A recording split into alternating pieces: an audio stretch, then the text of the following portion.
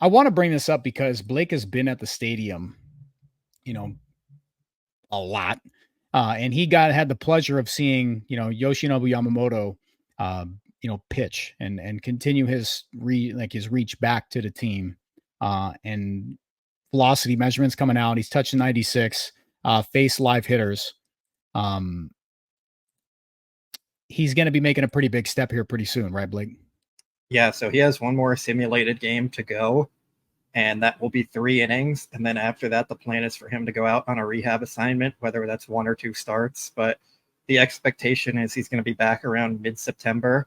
So it's really encouraging stuff. I think a lot of us were not believing he was going to come back this season. So for him Yeah. to be at this point, it's very encouraging. I can share. I was Dodger baseball ops was sitting in front of me in the press box while they were tracking. Yamamoto was consistently sitting 96.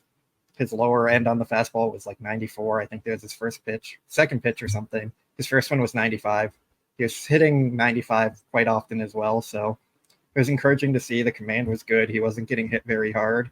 And I did hear Connor McGinnis say Yamamoto has looked a lot better in that sim game than he was looking in St. Louis. So it seems like he took a pretty big step forward.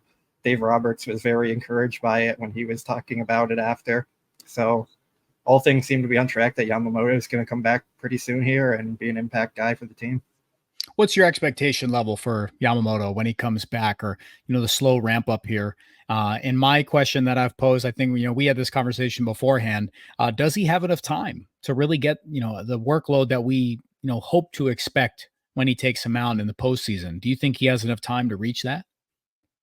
I think they might limit him a little, like instead of saying 7 innings, maybe he'll go 6 innings or something like that. And especially in the regular season, he's probably going to be limited to about 5, maybe 6 innings max, depending on his pitch count and the stress of each inning. But I think he's going to be able to make an impact for this team enough. We'll see how many starts he actually gets in the regular season and how that goes. But I'm pretty optimistic about where he's at, seeing his pitches and what he was doing, hearing the velocity readings. Like, it seems like things are trending right for him. I believe in what Yamamoto can bring when he's on the mound. I know he's going to compete. I know he's going to go out there and if he's green lit, to take a mound, and there's no red tape around him, that they're not limiting him to what he can do, pitches he can throw, stress to put on his arm. Um, I have it's of course sky's the limit. He's been just like Chris said right there. He's been a premier pitcher when he was prior to joining the Dodgers for several seasons. Uh, Slotting him into a rotation.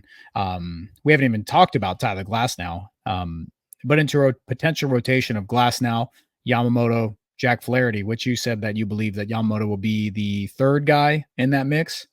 I do. Third guy in that mix. So slotting in right there, Clayton Kershaw potentially in a 4.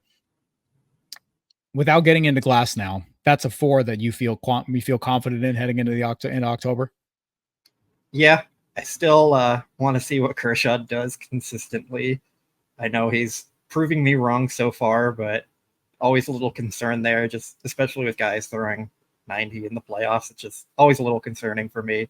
I think Gavin Stone is going to make a push for that. He's looked a lot better recently, kind of stepped up his game. So I think it'll be interesting to see the competition for that number 4 spot. And I would even say now they probably have some depth that they can work with if Yamamoto isn't fully ready, or if Glassnow isn't fully ready or something like that. I think we're still feeling better about Jack Flaherty, Glasnow, or Yamamoto, Kershaw, Gavin Stone than we were talking about like Yes. 3 weeks ago, even when it was Gavin Stone as your number 1 and Glasnow. And yeah, it was just a mess back then. And I think now they have the talent and the depth that they need. And especially if their lineup's going to play like they're showing that they can play, they're going to be a tough team to beat in October. Concern level with Tyler Glassnow here, and give everybody a little bit of a rundown of what's going on if you do not have, if people watching, listening, don't have, as much knowledge on what's going on with Tyler Glassnow as it goes on. Yeah, so Glasnow has elbow tendonitis, which they originally hoped he would only miss 15 games, the minimum, on the IL. Then Dave Roberts said it's probably going to be a little longer than that, probably about like 2 to 3 weeks. So it's not what you want to hear, but it still seems to be more on the minor side. I think they're just being abundantly cautious with him because he is a big part of what they're trying to do, and there's no real reason in risking his health on August 20th. So they're being cautious. Glassnow said he feels healthy, he feels strong. He didn't want to go on the IL, he pushed against it. They got the MRI and the CAT scan done and all that, and it showed that there's just some tendonitis in there. So seems like just with some time off, it'll recover and heal, and he should be good to go. So I'm not too concerned about him. Maybe like a 4.5. It's not bad.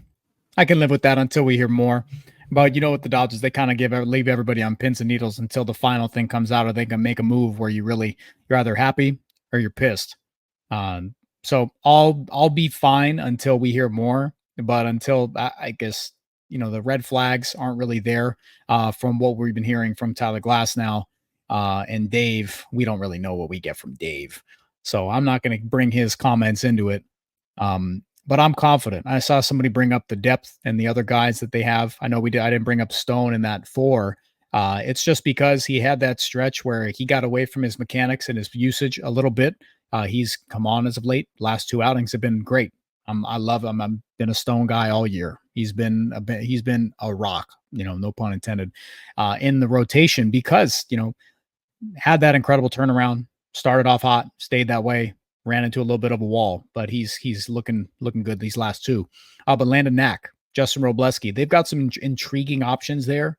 Landon Knack is like one of those options where it's like if they've got to go to him, if they have to, a couple things went wrong.